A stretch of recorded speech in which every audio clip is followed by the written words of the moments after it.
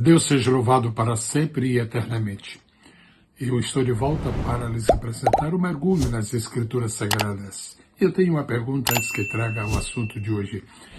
Você já se inscreveu na Biblioteca Digital Pastor Gesiel Gomes? Você sabia que nós temos ali na biblioteca mais de 1.300 itens sobre assuntos rigorosamente bíblicos? Isto inclui apostilas, livros meus, livros de outros autores, mensagens em áudio, esboço de sermões, curiosidades bíblicas, tanto material está sendo permanentemente abastecido. Vamos aproveitar esta oportunidade. Inscreva-se. O que tem que fazer? Simplesmente pbsgesielgomes.com. Repito, pbsgesielgomes.com. Obrigado por atender este apelo e por abrir um caminho para a sua própria edificação espiritual. Hoje eu quero falar sobre arrependimento. Meu irmão, se você é um membro de igreja, me responda uma pergunta. Lembra-se quando foi a última vez que você ouviu uma mensagem bíblica sobre arrependimento? Se você é um evangelista, é um pastor, é um missionário, é um pregador do evangelho, a pergunta é esta. Você se lembra da última vez que pregou, que ministrou uma mensagem sobre arrependimento? Será que os nossos púlpitos não estão hoje precisando um pouco mais de mensagens sobre arrependimento? Será que já não há uma fartura de mensagens de autoajuda, mensagens que alavancam o ego das pessoas, mensagens que prometem muitas bênçãos para esta terra, mas são mensagens que se esquecem de falar que arrependimento é indispensável na vida cristã? Que tal você ficar aqui uns pouquinhos minutos pensando em arrependimento? Eu vou dar alguns textos da Bíblia, espero que de alguma maneira seja possível conferi-los, pelo menos mais tarde. Eu tenho 9 reflexões sobre arrependimento e elas são rigorosamente bíblicas. Reflexão número 1. Não existe salvação sem arrependimento. Você pode ler isto em Atos 17, 29 a 31. Deus ordena a todos os homens que se arrependam, todos. Lucas capítulo 3, versos 3 e 5. Se não vos arrependeis, todos de igual modo perecereis. Reflexão número 2. O verdadeiro arrependimento precisa ser honesto. Não pode haver uma maquiagem na confissão. Tem que haver um arrependimento autêntico, genuíno, sincero, claro, transparente. Veja, por exemplo, a experiência de Davi. No Salmo 51, versos 1 a 4, o arrependimento de Davi foi expresso a partir das seguintes palavras: pequei, contra ti somente pequei. Honestidade tem que preceder o arrependimento. Reflexão número 3. O arrependimento só é genuíno, amados, quando ele está acompanhado de um reconhecimento de culpa. Culpa. Sempre relacionado com pecado, com transgressão, com afastamento do padrão bíblico. Por exemplo, primeira epístola de João, capítulo 1, versos 8 a 10. Reflexão número 4. Para Deus aceitar o nosso arrependimento, devemos admitir nossa responsabilidade pessoal para com os nossos erros. Arrependimento não é culpar os outros pelas nossas falhas. Arrependimento não é lançar sobre outros a responsabilidade dos nossos desacertos, dos nossos fracassos. Vamos ver o exemplo de Davi no Salmo 51. Ele usa as seguintes expressões: minha iniquidade, meu pecado, minhas transgressões, minhas, quer dizer, suas, dele e de mais ninguém. Reflexão número 5. A conversão não precede o arrependimento, ela é consequência. Eu vou me converter para que Deus me ajude e possa me arrepender. Isto não existe, isto está fora da Bíblia.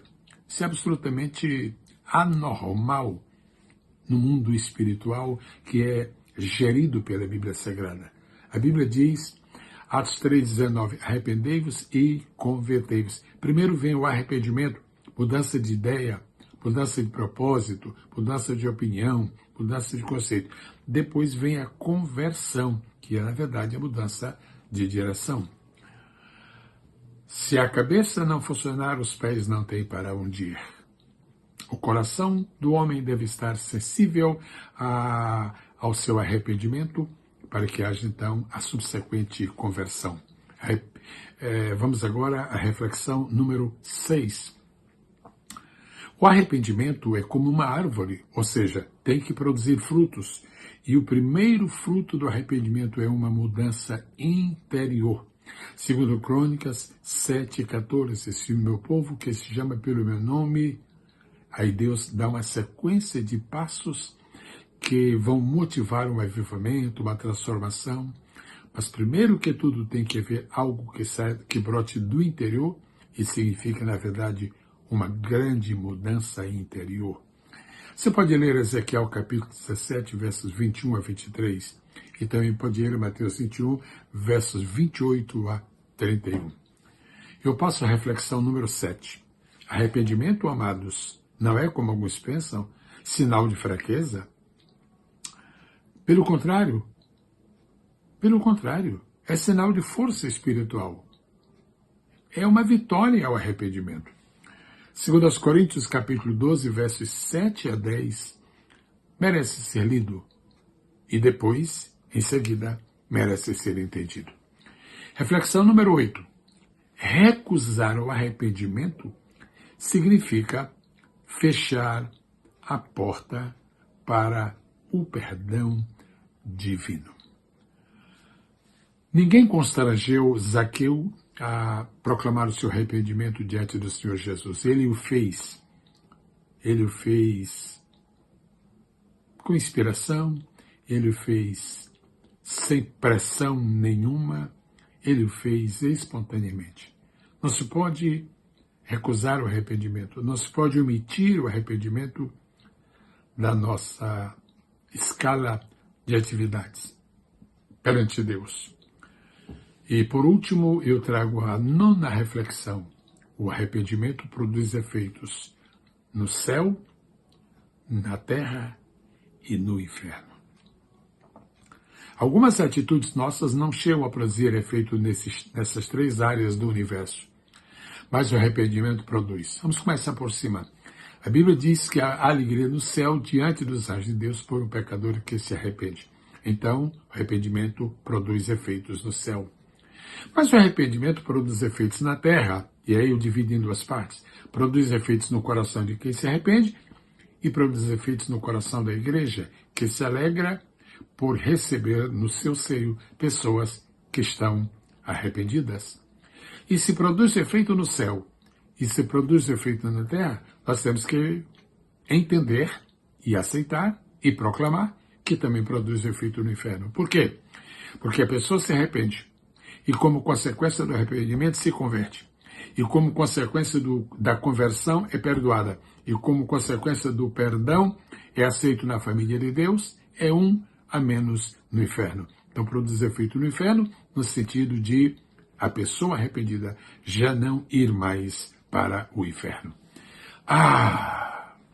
Eu peço a Deus que ajude os pregadores a pregarem mais sobre o arrependimento. Eu peço ao Senhor Jesus Cristo e ao Espírito Santo que ajudem, que inspirem, que motivem, que direcionem pregadores a ministrar a palavra de Deus, falando sobre o arrependimento. Quão eficaz será o resultado de uma cruzada espiritual em favor do arrependimento das pessoas?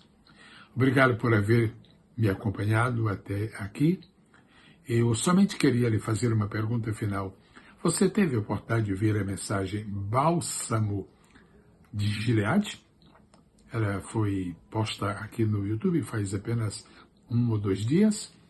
Se você tiver a paciência de ouvir aquela mensagem, eu lhe prometo uma coisa. Você será muito enriquecido, será muito edificado e com certeza, ao terminar de ouvi-la, você vai querer compartilhar com outras pessoas. Você vai querer desejar, realmente você vai. Que outras pessoas também sejam abençoadas com a mensagem Bálsamo de Gileade. Obrigado por sua atenção. Deus abençoe rica e poderosamente. Até o nosso próximo encontro, em nome de Jesus. Amém.